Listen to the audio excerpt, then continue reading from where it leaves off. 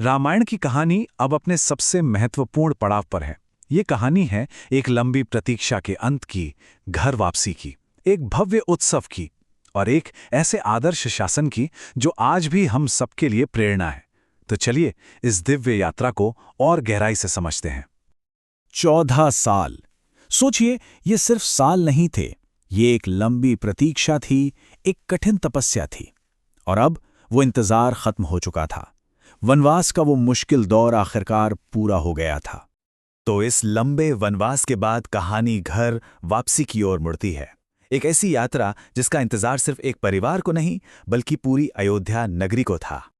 प्रभु राम, माता सीता और लक्ष्मण अपने सभी साथियों के साथ दिव्य पुष्पक विमान में सवार होकर अयोध्या के लिए निकल पड़ते हैं।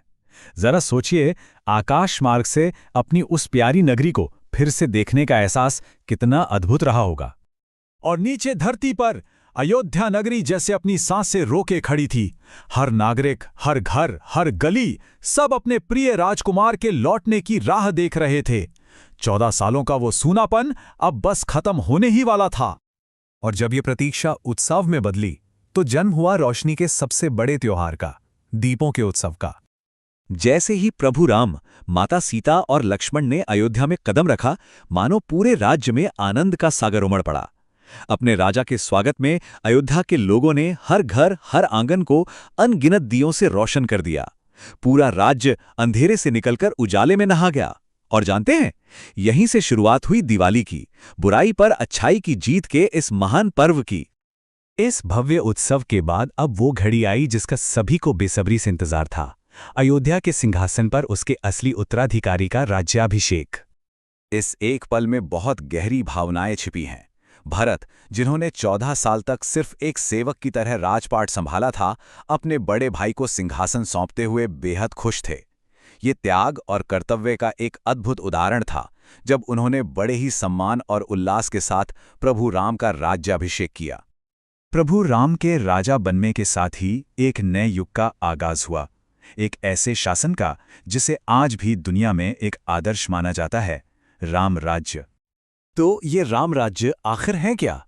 इसका असल मतलब क्या है? देखिए, ये सिर्फ एक राज्य का नाम नहीं है, बल्कि ये शासन की एक पूरी सोच है, एक फिलॉसफी है।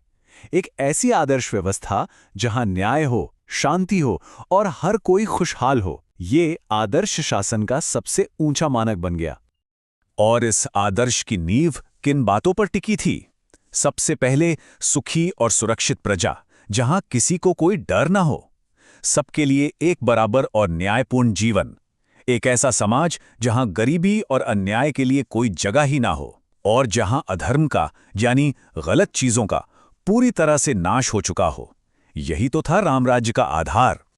तो इस पूरी कहानी से, इस आदर्श राज्य की कल्पना से हमें नेतृत्व के बारे में, एक लीडरशिप के बारे में क्या संदेश मिलता है?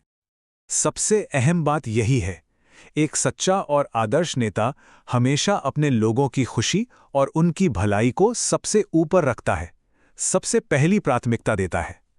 प्रभु राम का पूरा जीवन और उनका शासन इसी एक सिद्धांत का प्रतीक है। यही राम राज्य का मूल मंत्र है। और ये कहानी हमें आज के दौर के लिए एक बहुत अहम सवाल के साथ छोड़ जाती है। राम राज्य के इन सिद्धांतों को देखें तो आज के समय में एक आदर्श सरकार, एक आदर्श शासन के गुण क्या होने चाहिए, इस पर विचार करना बहुत जरूरी है।